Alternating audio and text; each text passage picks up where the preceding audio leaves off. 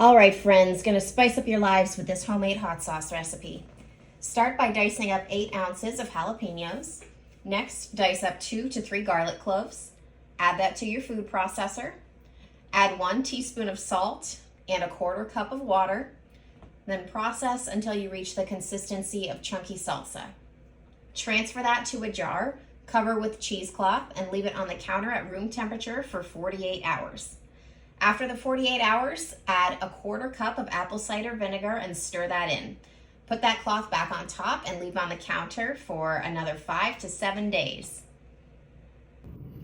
All right, today's the day. We've been waiting 5 days for this to sit, and it's finally ready time to make our hot sauce. So you're gonna remove that cheesecloth, pour it into whatever blender you're using.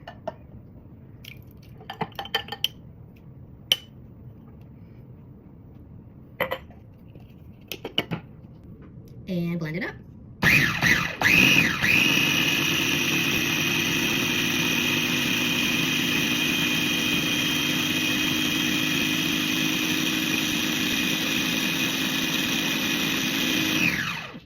All right, let's see how that looks. All right, it's pretty thin. So next step, you can either pour it right into a jar, or if you want some of the pulp out of there, you can strain it through a cheesecloth. Straining it will make it thinner, of course, so it just depends on how you like it. All right, I'm gonna pour this into a liquid measuring cup so it's a little easier to pour into my final container for this.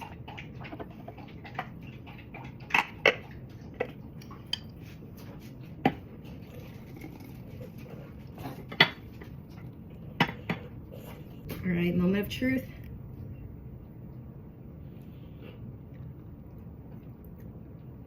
Whew, she's spicy. That's all right. We like spice in this house. I ain't scared.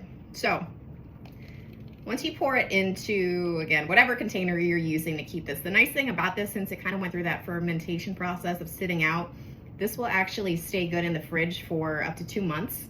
Whereas most homemade condiments, you have about a week or two to use it up before you need to make a new batch. But this will last longer, which is nice because, you know, usually you don't go through a whole bottle of hot sauce in a week. Unless you're just real ambitious with your palate. All right, we have a little bit left, so I'm gonna put it in another little jar, use that up first, and then we'll go to this, but that's it. Enjoy.